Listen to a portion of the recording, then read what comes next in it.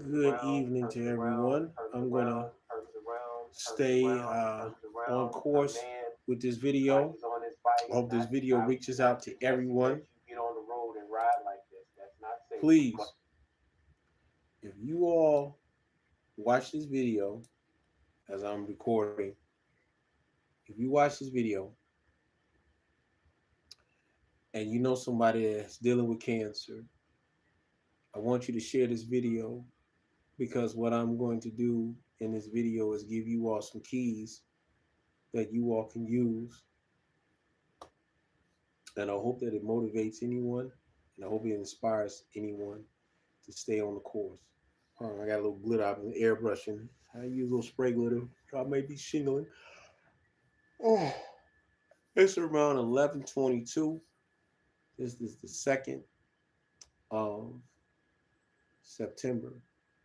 In about another 40 minutes, I'm going to be celebrating the birthday of someone who's no longer here, who will always be in my heart. It's Angela Myrtle Leverett. And I'll be honest with you all, I believe this was the woman who should have been the mother of my children and my wife. No disrespect to my ex-wife, but she knew who she was also. And she knew how I felt about her. She passed away in 2016, around 2016. And right around the time of my mother's birthday, it was in March. And I found out a lot, and it still touches me to this day. It's not too many times in your life that you will find someone that you love that will leave an impression on you for the rest of your entire life. And I'm going to say that she did that. And yeah, I got a lot of memories. All right, so tonight's subject, I dealt with my situation, though I was very angry. I was more angrier than sad. I was more upset than worried. I focused my energy on creating some of the best biker murals that I could because I had just got started with my brand. And during that time, I can tell you that there were many nights that I stayed in that shop. At one point was my house, was my home, because I walked away from the place that I lived at because I went through a separation at the time, and I was on my way to Florida, which got halted due to the fact that I passed out in my store, blood all over the place, and come to find out 2 weeks later that I was a victim of colon cancer. So I'm sitting here in this situation where I didn't know exactly what to do and how to deal with this. So my goal at that time was, if I just complete 7 biker murals and get these biker murals into every biker clubhouse that I know of in Chicago, in the suburbs, in different states, then my name will always be remembered.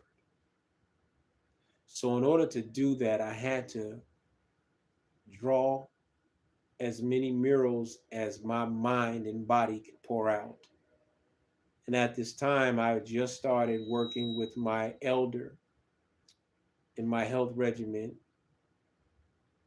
But in the back of my mind, I had said, if I pass away from this, I want to get all these pieces out because I want people to remember me. And I painted, instead of 7 murals, I painted 11 murals at the time. I was painting like a wild man going berserk.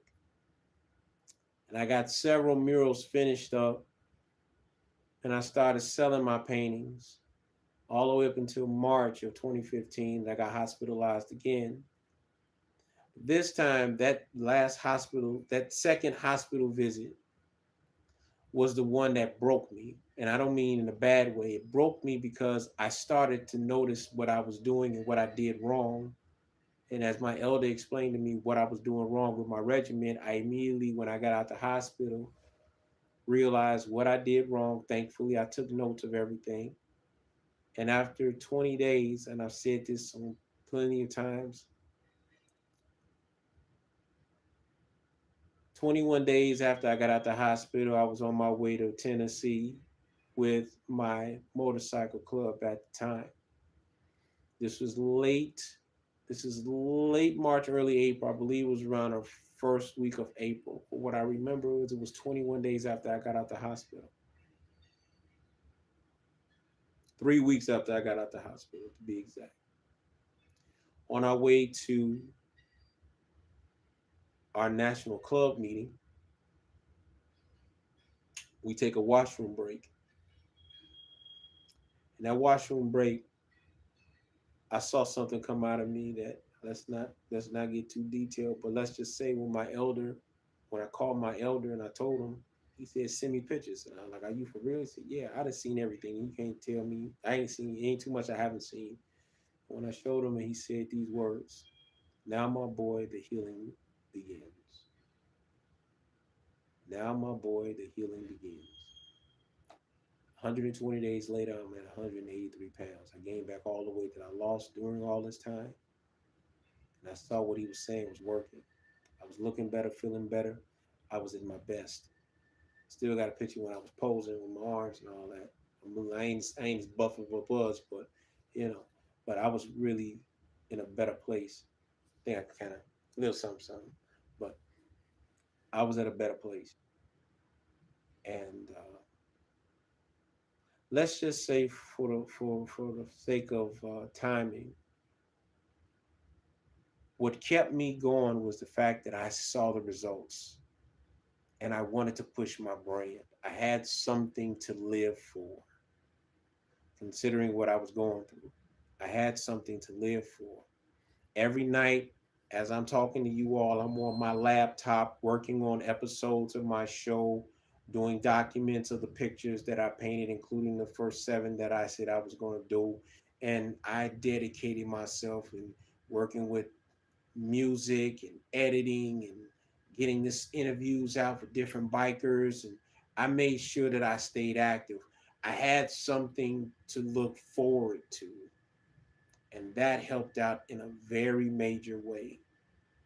And so my best advice is, if you are dealing with cancer, it is not a death sentence unless you make it a death sentence. You have to have something to look forward to.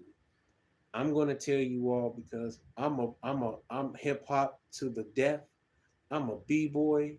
I'm a graph writer. I'm an airbrush artist. I'm a tattooist. There's a lot of things to me. So I've had a lot of things that I wanted to do.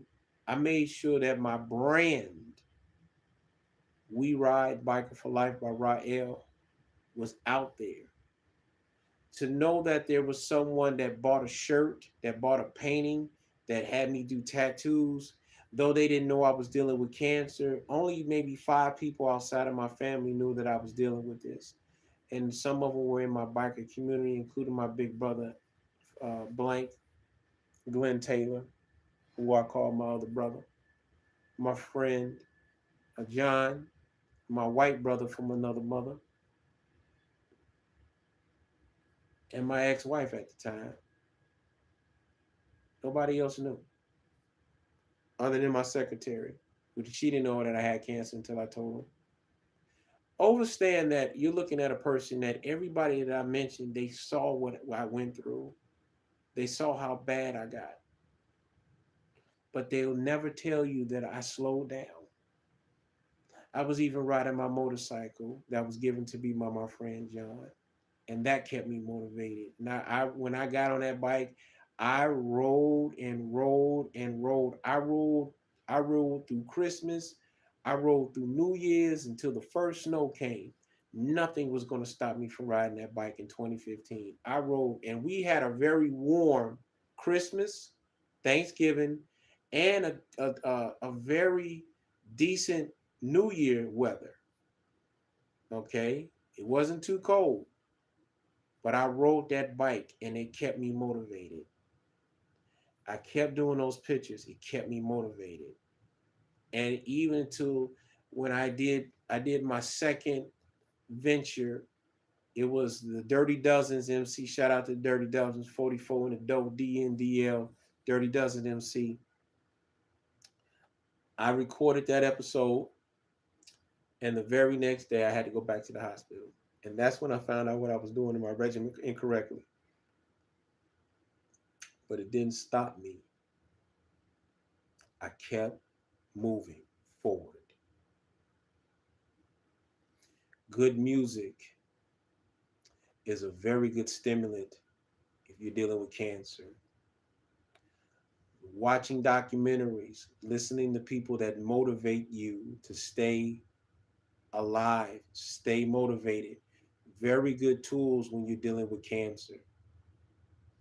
If you are an artist, if you are a musician, these things will keep you alive because it stimulates your brain and will allow your brain to function because you are thinking on how to improve your situation. You're not depressed and stagnant. You're staying motivated over and over and over again. That's a train in the background. Please forgive me. I stay by a train, so you may hear the train pass through with the horn. I'm literally next to a train line. Right. Even in the foods that you're cooking, you're not just cooking food because you're hungry. You're cooking food because the food that you're eating is supposed to motivate you, make you feel better, not just because it tastes good, but make you feel better because your body is getting the minerals, getting the vitamins that you have been denying yourself by eating incorrectly. And I love to cook. I love it when I accomplish something and I go and grab the ingredients and I start chopping up stuff and experimenting with different flavors. And I know that the food that I'm eating after 45 minutes, I'm supposed to have a positive reaction. I know that if I'm lifting these weights and I'm able to do certain sets and reps and push-ups and sit-ups and leg raises, that I know that my body is going to feel better because it's gotten a good workout. But if I'm eating the right foods after that workout, I'm going to look good. As I'm talking to you all, this is something that I barely wore prior to me getting sick. 2 years after my third hospital visit,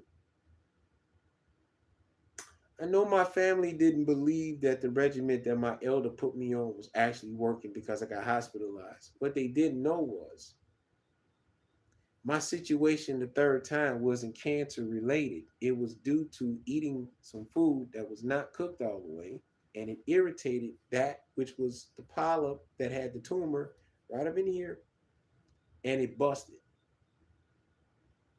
I was dehydrated, so they had to rehydrate me, and they thought that the cancer spread to my brain. I was just dehydrated because I was trying to flush my system out when I realized I ate something that wasn't cooked all the way. That's another prime example that these doctors really don't know everything. However, I know the symptoms because I had an elder that stayed with me, kept me motivated.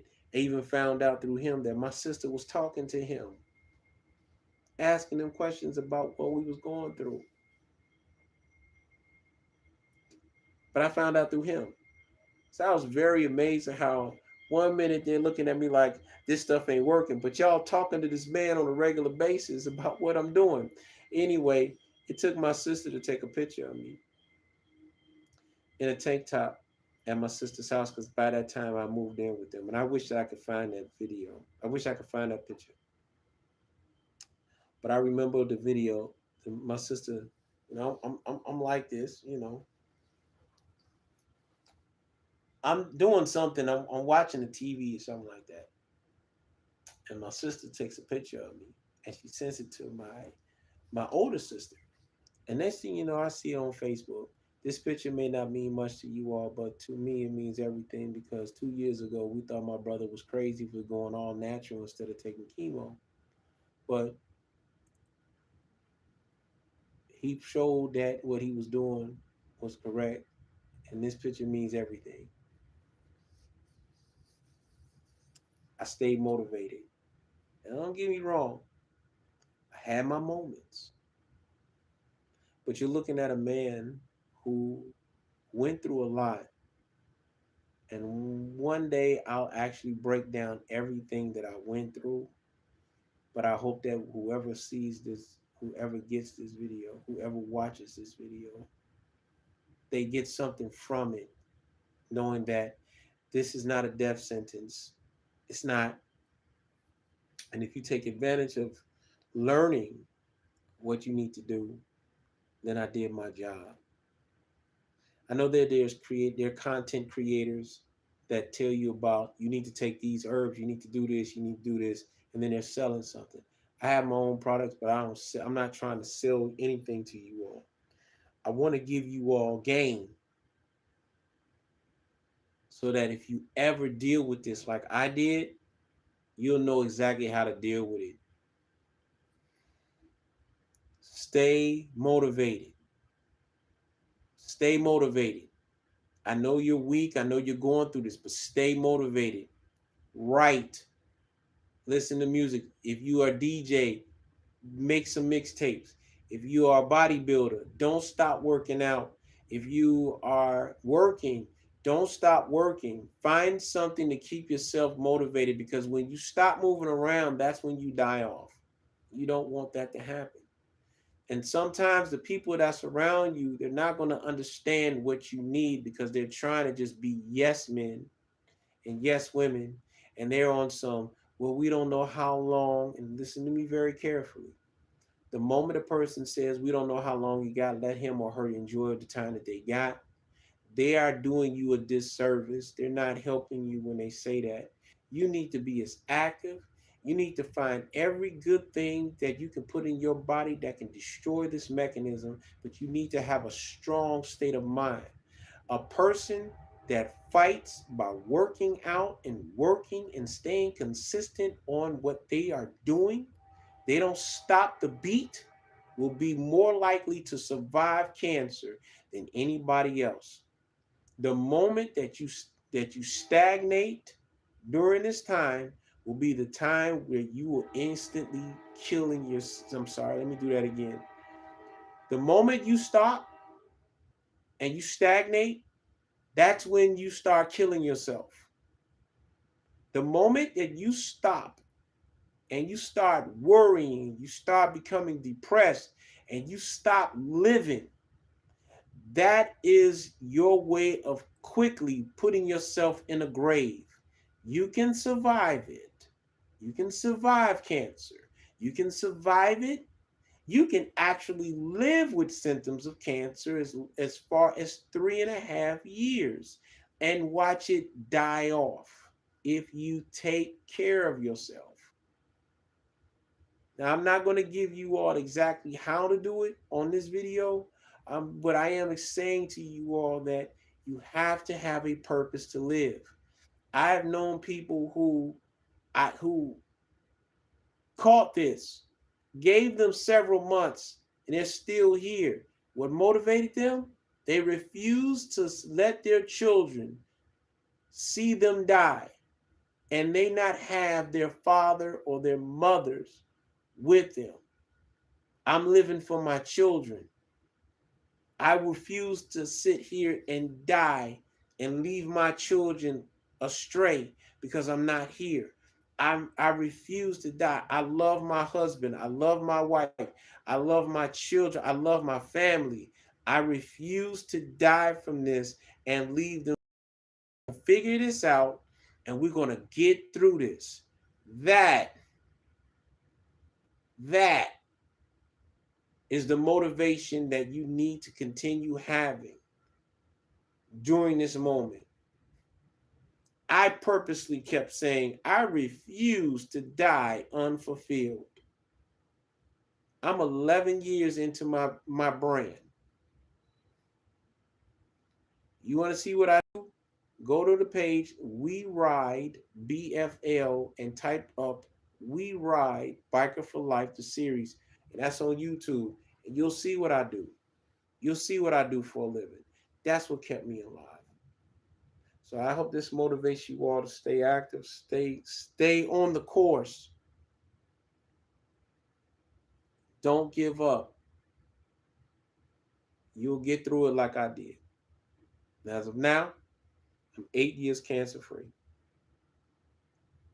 I'm trying to get cock diesel. I'm trying my skinny self. I'm trying. So I hope you all enjoyed this. Share this video. Stay motivated. You stay active, you stay motivated, you stay on your purpose, you will stay alive during this time in your life. And I hope that you are motivated. And I'll see you all next time. My name is William Surf Riles on the We Ride for a Cure page here on YouTube. Subscribe to the channel, share this video. And I am interested in hearing what you all have to say after watching this video. If you all learned something from this video, then I've been blessed, and I will give my blessings as long as I continue to bless you. As they say, when you get blessed, you bless others. Keep the chain going. Till next time, I command you to be great. I command you to be prosperous. I command you to be greater today than you were yesterday. This is dedicated to the memory of Angela Myrtle Leverett. Love and light to your spirit.